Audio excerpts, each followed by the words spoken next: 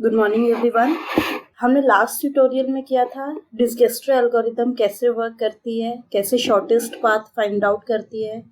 But there was only one disadvantage with Dijkstra algorithm, that was कि अगर negative wait है हमारे graph के ऊपर तो वो उस केस में फेल हो जाती है। So in this tutorial we will discuss Bellman Ford algorithm जो नेगेटिव वेट पर भी वर्क करती है। सबसे पहले एक कंपैरिजन देखते हैं डिजक्स्ट्रा एंड बेलमैन फोर्ड में। दोनों में ही हम एक सिंगल नोड से बाकी सारे नोड्स के बीच में शॉर्टेस्ट पाथ फाइंड आउट करते हैं। Dijkstra algorithm fails when negative edge weights are present, but Bellman-Ford works very well in the presence of negative weights also. Dijkstra algorithm में हम नेगेटिव वेट साइकिल कैलकुलेट या detect नहीं करते हैं, but in case of Bellman-Ford we can do so. Time complexity in Dijkstra algorithm is order of v log v. ये हमने अपनी last video में भी कैलकुलेट किया था at the end of our video. In Bellman-Ford it is order of v into e. So we can say Bellman-Ford is costlier than Dijkstra algorithm. अब हम देखते हैं कि Bellman-Ford एल्गोरिथम वर्क कैसे करती है. Our first step is initialization. जैसे हमने डिजक्स्ट्रा एल्गोरिथम में किया है सेम करेंगे. जितने भी हमारी वर्टिसेस हैं except for our source vertex, हम सारे वर्टिसेस का डिस्टेंस इनफाइनाइट कर देंगे. सोर्स का हम डिस्टेंस करेंगे 0 और एक हमने एरे लिया है प्रेडिसेसर जिसमें जितने भी हमारे नंबर ऑफ वर्टिसेस है वो उसका साइज होगा और उसको हमने वैल्यू दी है नल. प्रेडिसेसर बेसिकली जब हम पाथ कैलकुलेट करेंगे कि कौन सा पाथ है जो हमें शॉर्टेस्ट डिस्टेंस दे रहा है उसमें यूज होगा.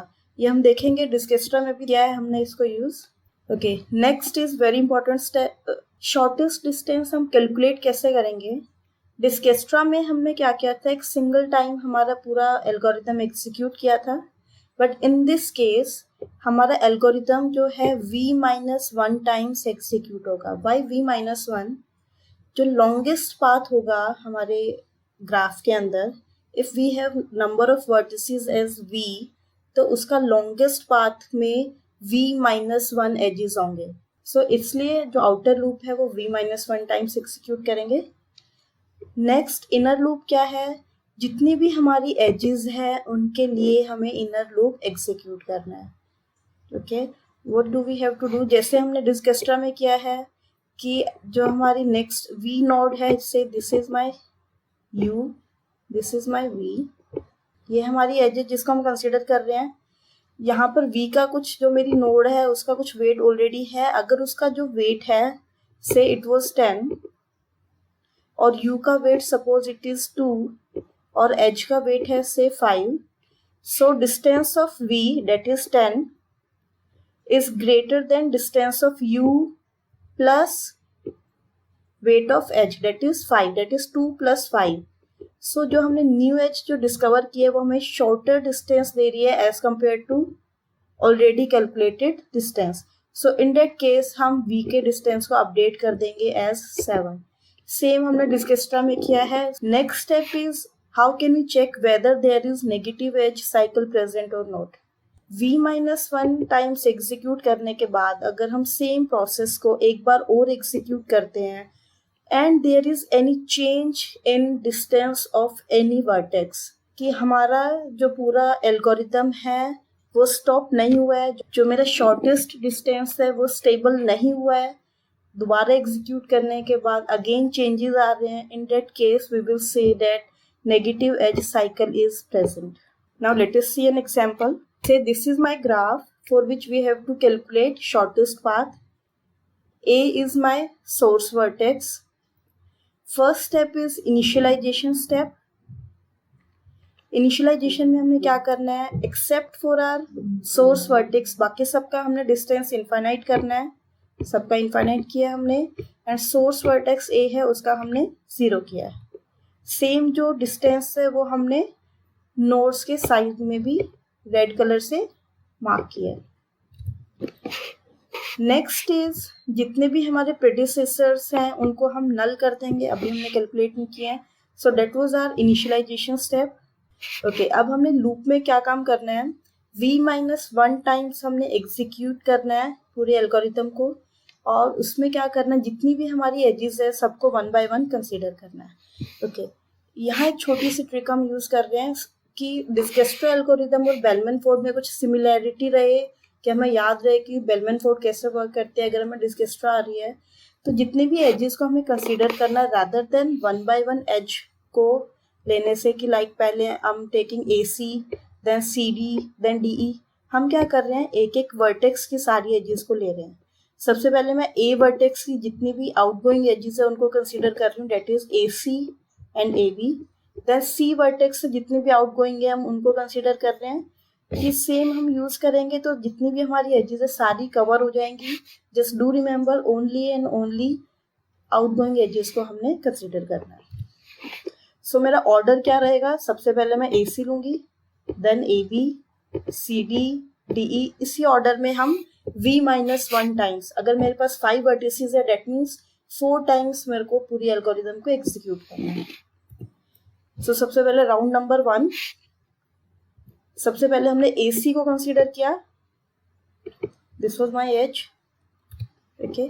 अब यहाँ पर ए सी का अब हमने वेट कैसे कैलकुलेट करना है, distance of v is greater than distance of u plus weight of edge, ये हम ऑलरेडी कर चुके हैं। So here distance of u is 0, weight of edge is 5, 0 plus 5 will give us 5. Here distance of v is infinite and we can say infinite is greater than 5, तो हम क्या करेंगे इसके डिस्टेंस को अपडेट कर देंगे, so it will become 5. And predecessor node कौन सी होगी, कि किस नोड की वजह से हमारे c का वेट या c का जो डिस्टेंस हमने अपडेट किया है वो आएगा प्रेडिसेसर में। सो कौन सी नोड की वजह से क्या हमने ए की, सो प्रेडिसेसर में आएगा ए। सेम प्रोसेस हमने फॉलो करना है for every edge, okay. Next edge is A B, here 0 minus 1, 0 for A minus 1 for H, that will be minus 1, minus 1 is less than infinity, हम अगेन इसको change कर देंगे। Now distance of B is minus 1, predecessor will be A. Same हम Dijkstra algorithm में follow कर रहे हैं।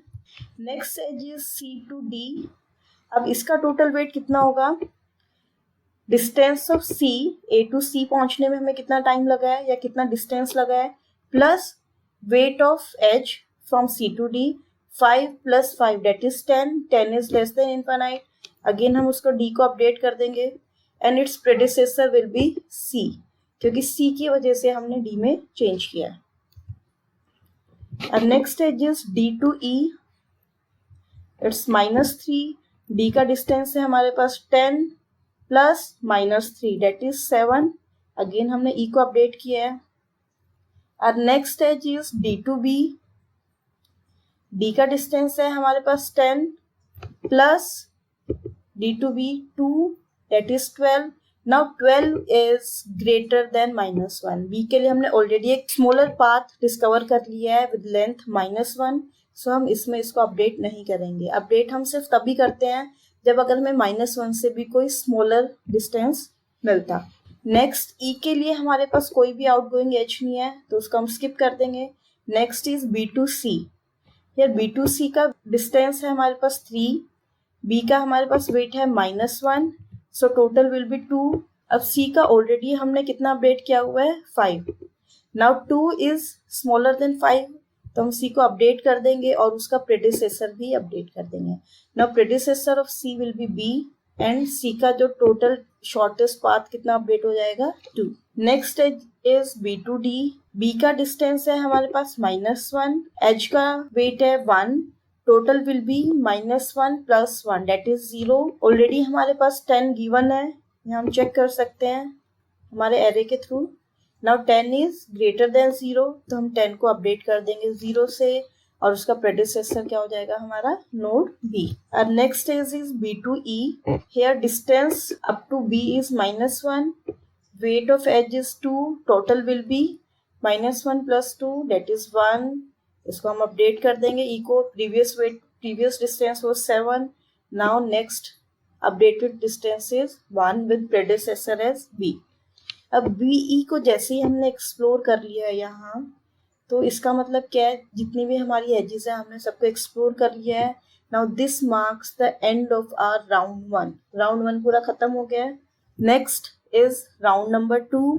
Again सारी एजेस को 1 बाय 1 हमें कंसिडर करना है। सबसे पहले हमारी एजेस है, हम इन दो को एक साथ ले रहे हैं, A to C and A to B। Now distance of A was 0 plus 5, 0 plus 5 will be 5। C का हमारे पास डिस्टेंस क्या है 2। नाउ 2 is smaller than 5, तो हम इसको अपडेट नहीं करेंगे।